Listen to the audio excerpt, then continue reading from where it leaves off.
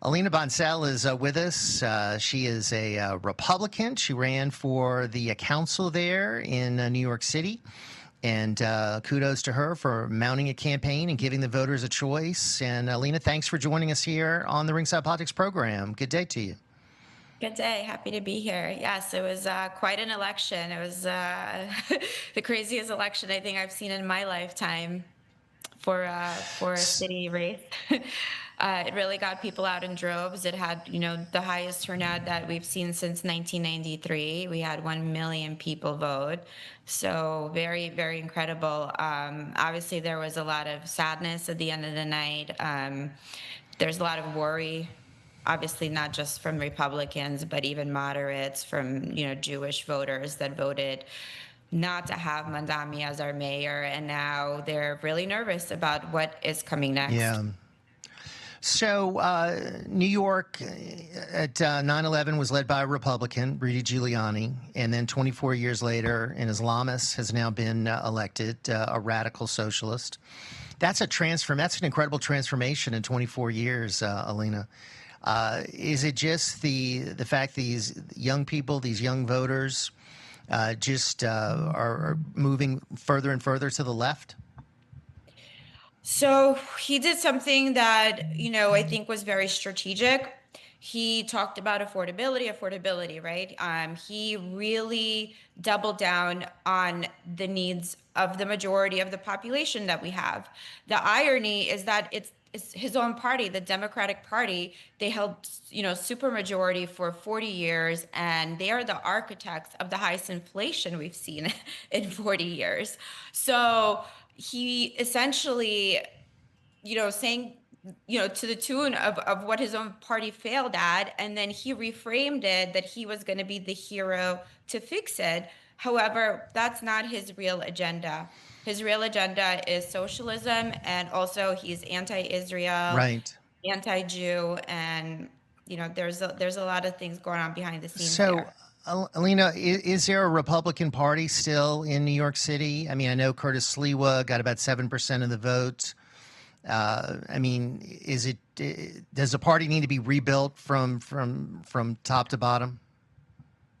So we have in New York, we have the New York City, the Manhattan Republican Party, and then we have a separate New York State Republican Party. The Republican Party, I was a candidate in this election myself. I was running for city council in District 5. It's really difficult, but we ran a really great race. Like I said, there is a supermajority. It's 75 to 80% Democrats, and it's really hard to flip these seats. So yes, we need to really focus on bringing good candidates, strategists, and things. It's a full-on war, essentially, a one that a Republican hasn't been able to beat. But at the state level, we are seeing, some balance at least. So there's a hope that at least Stefanik can maybe win. Maybe Kathy Hochul will not be governor again. She's got to be one of the worst in the country. Are you worried as a New Yorker that a lot of businesses and people with means, people with money, will leave New York City now that Mamdani is the mayor?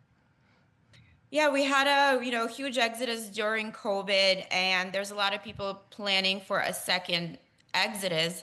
Today, if you read the New York Post in New York, there's an article. There was some leaked information regarding stuff that Mandami wants to do, and it includes that he wants to end contracts with firms doing business with Israel. He wants to withdraw city funds from banks financing Israel and more. So this is really concerning. This is not supposed to be a mayoral agenda. Mayoral agenda is, fixing potholes, building affordable housing, funding schools and such, right?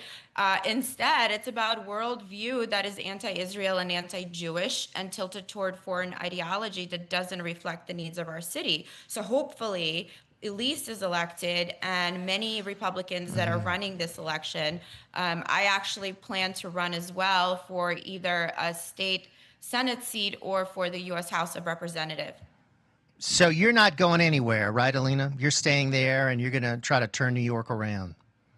Yeah, I feel New York needs me, and we need a lot of common sense candidates, Good. and we need to, really put a firewall against what is happening. And it is now a time to sort of fight, right? Not flight, like many New Yorkers are planning. So we want to see where this 2026 election is going to be headed, because Well, we don't want our neighbors to leave. We don't want, right, people that businesses, created income right. streams. That's not fair. They should stay. And I want to fight for that. Elise wants to fight with it. Well, I know Michael Henry wants to fight for it. And there's a lot of other really great okay. candidates.